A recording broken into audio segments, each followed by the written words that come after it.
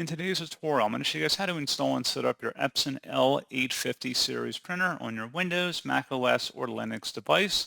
So this should hopefully be a pretty straightforward process here, guys. And without further ado, let's go ahead and jump straight into it.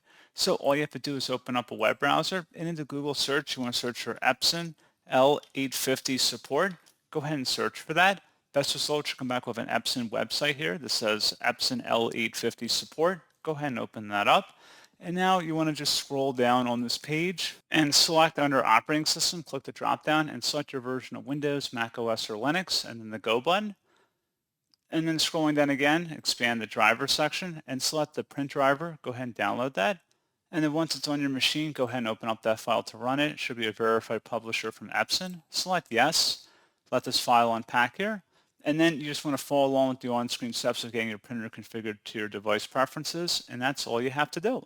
So pretty straightforward process on that, guys. And as always, thank you for watching. I do hope that I was able to help you out, and I do look forward to catching you all in the next tutorial.